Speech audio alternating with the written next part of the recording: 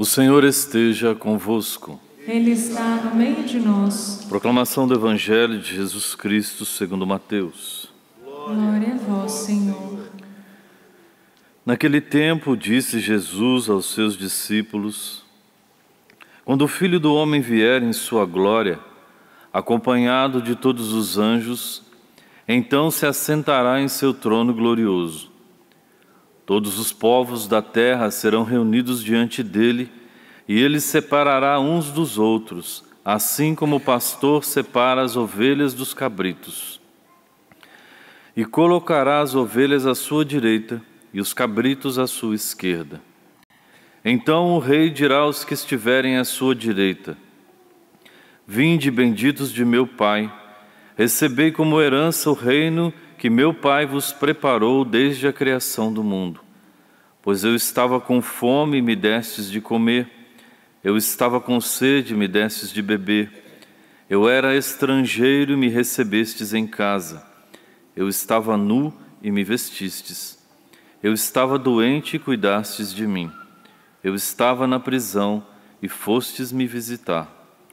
Então os justos lhe perguntarão: Senhor, quando foi que te vimos com fome e te demos de comer, com sede e te demos de beber?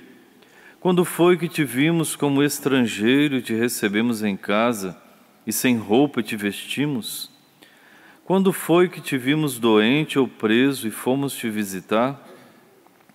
Então o rei lhes responderá: Em verdade eu vos digo, que todas as vezes que fizestes isso a um dos menores de meus irmãos, foi a mim que o fizestes. Depois o rei dirá aos que estiverem à sua esquerda: Afastai-vos de mim, malditos, ide para o fogo eterno, preparado para o diabo e para os seus anjos.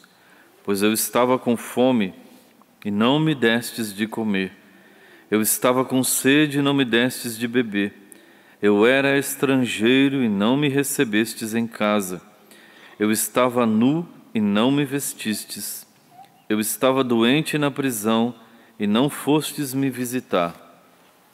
E responderão também eles: Senhor, quando foi que te vimos com fome ou com sede, como estrangeiro ou nu, doente ou preso, e não te servimos? Então o rei lhes responderá: Em verdade eu vos digo, todas as vezes que não fizestes isso a um desses pequeninos, foi a mim que não o fizestes. Portanto, estes irão para o castigo eterno, enquanto os justos irão para a vida eterna. Palavra da salvação. Glória a vós, Senhor.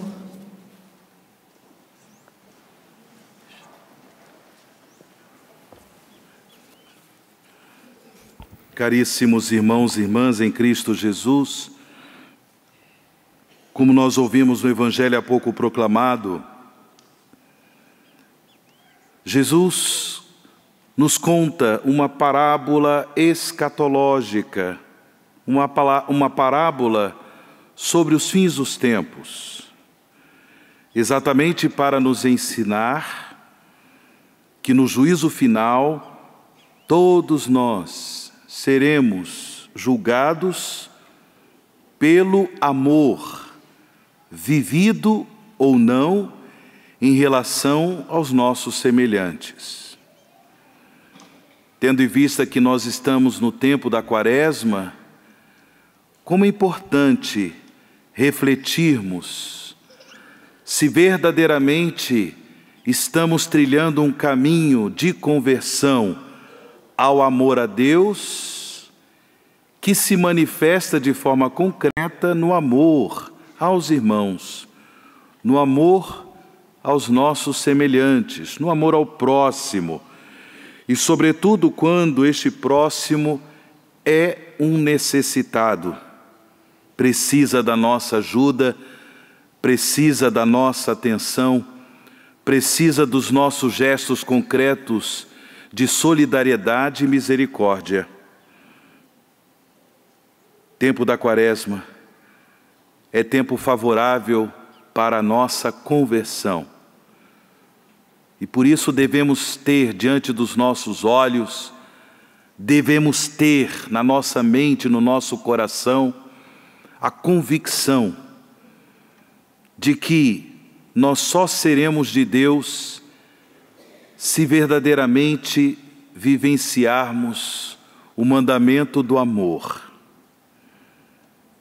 Nós ouvimos na primeira leitura, nesse trecho do livro do Levítico, que todo o povo de Deus é convidado a ser santo como Deus é santo. O livro do Levítico quer garantir ao povo de Israel o dom da aliança. E por isso ele apresenta ao povo de Deus normas, leis, mandamentos bem concretos, para que de fato o povo de Israel fosse, entre os diversos povos da terra, o povo de Deus, o povo que tinha o dever de dar testemunho da sua pertença a Deus, o povo chamado a ser o povo da aliança. E por isso o livro do Levítico apresenta o código da aliança, que é também código de santidade. Para ser santo como Deus é santo, em resumo, o livro do Levítico, na primeira leitura, nos ensina que devemos amar os nossos semelhantes, de modo a não roubarmos, a não mentirmos, a não enganarmos uns aos outros. São coisas concretas. Não jurar falso, usando o nome de Deus. Não profanar o nome do Senhor Deus. Não explorar o próximo, não praticar extorsão contra ele. São coisas muito concretas, da realidade da nossa vida familiar, da realidade da nossa vida de trabalho, de compromissos sociais, compromissos comunitários. Não reter a diária do assalariado, não amaldiçoar o surdo, não colocar tropeço diante do cego, mas temer a Deus. A amar profundamente a Deus, no amor aos nossos irmãos e irmãs. Foi por isso que Jesus nos ensinou essa parábola escatológica, para que nós tenhamos a certeza do que devemos viver como seus discípulos, homens e mulheres que receberam de Deus a vocação à santidade desde quando fomos batizados. Inaugurou-se um itinerário, uma caminhada de santificação por obra do Espírito Santo. Esta santidade de Deus que vai se resplandecer em todos nós plenamente quando chegarmos à face do Senhor, a participação da glória eterna de Deus. Enquanto esse dia não chega, enquanto nós não chegarmos à visão, à contemplação da face de Deus em sua glória, Jesus deixa bem claro que nós realizamos a nossa vocação à santidade, que nós realizamos a nossa vocação de discípulos, discípulas de Cristo Jesus, pelo testemunho da fé, na vivência do mandamento do amor a Deus, por meio do amor aos nossos semelhantes. Nós recebemos o dom do Espírito Santo no nosso batismo, para não darmos a desculpa de que somos incapazes de amar. Não darmos a desculpa de que somos incapazes. A nossa capacidade vem de Deus. Sim ou não? A nossa capacidade vem da graça de Deus. Interessante que muitas pessoas, infelizmente, por causa das feridas do próprio coração, se tornam vítimas das suas próprias feridas e com isso acabam por justificar a sua dificuldade de viver o amor. Porque a pessoa foi ferida, machucada, esquecida, desprezada, traída no decorrer da sua vida. E aí ela encontra as justificativas para continuar cultivando as feridas do seu coração e justificar, consequentemente, a sua incapacidade de amar, o fechamento, o endurecimento do seu coração para a vivência da virtude do amor.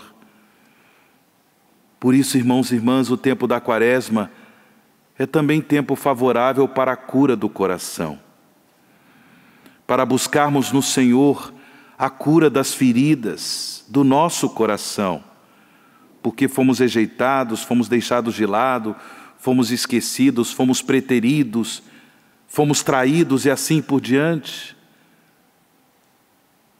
Não vamos dar desculpas. Busquemos no Senhor a graça, a cura do nosso coração, para viver no mundo em que vivemos o testemunho da fé pela prática do amor aos irmãos e irmãs mais necessitados. E não é à toa que aqui no Brasil a Igreja nos convida também no tempo da Quaresma a refletir temas sociais para que o nosso amor a Deus seja testemunhado também na vida da sociedade. Nesse ano, a campanha da fraternidade nos convida a refletir sobre o tema da amizade social. Em meio a tantos conflitos que o mundo está assistindo, guerras, onde as pessoas são massacradas, são desrespeitadas em sua dignidade.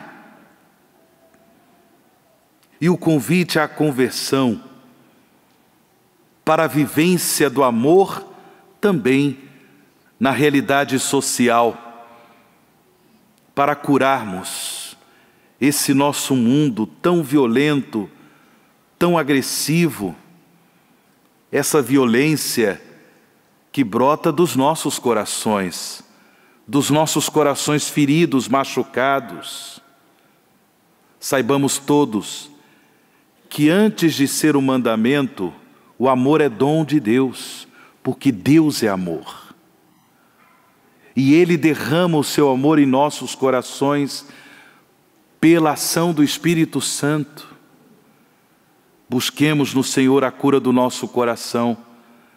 Busquemos nesse tempo favorável de Quaresma a conversão do nosso coração, a vivência da virtude do amor. No amor seremos bem-aventurados. No amor, quando, por ocasião do juízo final, seremos chamados a participar da glória de Deus. Do contrário, já sabemos onde nós vamos parar. Estamos celebrando a Eucaristia, sacramento do amor, sacramento da caridade.